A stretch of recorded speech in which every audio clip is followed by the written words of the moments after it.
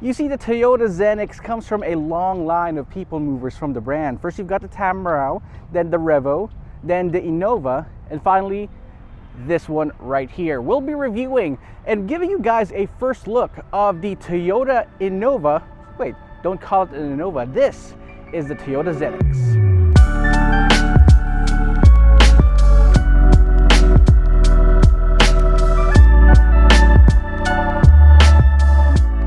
Right, so let's start off with the front end design of the Toyota Zenix. You still get a lot of the Innova vibes that you can see right here, especially on the grille, but that's basically a good thing because a lot of people do appreciate the look of the Innova, and there's going to be a reason why a lot of us have been buying them for the past years or so. But you've got this huge grille. It now has this honeycomb design to it, but it's flanked by this huge LED headlamps. You got LED fog lamps and LED DRLs to complete the whole look. Now you got a huge chrome strip right there below the lower grille, and it looks pretty nice, especially this white color, and it's got a hint of a power bulge right there on the hood. Now the side profile of the Toyota Zenix features a lot more of those changes over the previous model. First of all, you've got these nice muscular hunches right there on the rear fender as well as on the front. You can see the hybrid badge right there in the front fender. You also have these huge alloy wheels.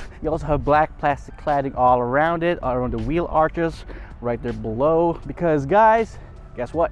This is now a crossover. Now the rear section of the Toyota Zenix is probably my favorite because it now resembles a Toyota RAV4. Check this out. You got those horizontal LED tail lamps, these turn signals right here on the side.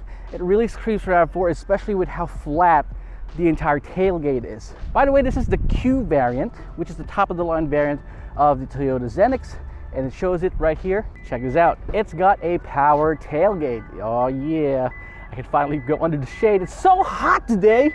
Woo! So hot. But check this out. Previously with the Toyota Innova, if you've got the three rows set up like this way, you would barely have any space on the back. Not true with this one, because though it's still not as big as a usual crossover or 5-seater, you now have usable space right here. Plus, check this out. The floorboard of the rear cargo space is now made of this hard plastic material, which, as you guys know, is something I truly appreciate, especially in a crossover and an SUV. This is just wonderful. The previous Toyota Innova was actually based, well, it's a pickup truck based car. It was based on the Toyota Hilux and shares much of the platform between the Hilux and the Toyota Fortuner. But this time around, it's its own vehicle. It runs on a unibody design, so it gives you and it promises more space inside.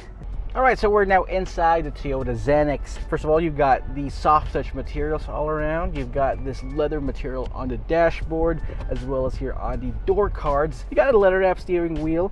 You got complete controls, your media controls on the left, and your adaptive cruise controls buttons on the right side, and a digital display cluster right there on top as well. Here is one of my favorites in the interior. It's a huge touchscreen infotainment system, and it's got Apple CarPlay and Android Auto as standard. You got this nice shifter column that's mounted right here on the dashboard. You got electronic parking brake, automatic brake hold. You can select different drive modes: Eco, Normal, and Power, PWR.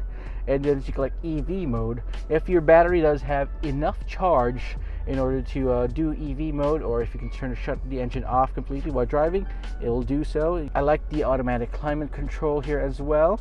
And then you've got 2 USB cables up front. All right, that's all I can say right now. Let's take a look at the second row seats and we'll see what's what. The Toyota Zenix definitely has these captain seats in the middle. You can only see 2 people in the back for the Q variant of this one because it has captain seats. Should I dare see if I can fit in the third row seats?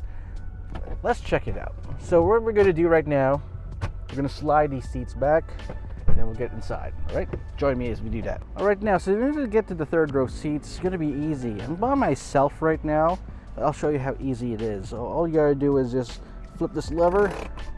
It moves all the way back, forward, I mean. Just make sure that the ottoman is all good. And check out all this space. I could actually get in without any problems. So check it out. I have space for days right here in the third row seats. So I got space for my feet, and then let's try to. There you go. Oh, this is crazy. This is insane. Look, I got space for my knees, legs, and yes, even feet. The problem here though is that this is supposed to be a 7-seater, and I can't really imagine fitting 3 of myself right here in the back. But if they were average sized people, it should be fine. Yes. You got 2 cup holders right here to the side, 2 there as well, and a power socket right there. Plus, if you're sitting right here, all you gotta do is just flip this latch, slide it forward, and then you can get out easily. Let's try that. All right, so I'm shooting by myself, and let's see. So flip this lever, slide it forward, and then we try to get out. Yes. So easy. All right, so that's enough about the interior for now of the Toyota Zenix. Let's take this out for a spin, see how it drives. All right, so we're now behind the wheel of the all-new Toyota Zenix. This is the Q variant, which means this is the one that has the hybrid engine under the hood. Both the electric motor and the gasoline engine creates 186 horsepower and 188 newton meters of torque. Power delivery, as expected from a hybrid Toyota, is fairly direct. It's not quick as a race car, and never should it be, but it's fairly adequate to basically haul you around, and then it's fine. It's really nice. So suspension wise, you've got McPherson struts up front and a torsion bar rear suspension in the back. Again, you don't need independent suspension in this one because you're not going to take this canyon carving. There's going to be a lot of body roll as expected from a large MPV, 7-seater MPV. So I want to talk about the safety features real quick. You've got of course, you got airbags, ABS, electronic brake force distribution, yada yada. I don't want to talk about those things anymore because we want to talk about it's got Toyota Safety Sense. That's the headline. Toyota Safety Sense is Toyota's suite of active and passive safety features, which include, right now, the surround view camera. It's got forward collision warning, forward collision assist. It's got lane keep assist. It's got adaptive cruise control.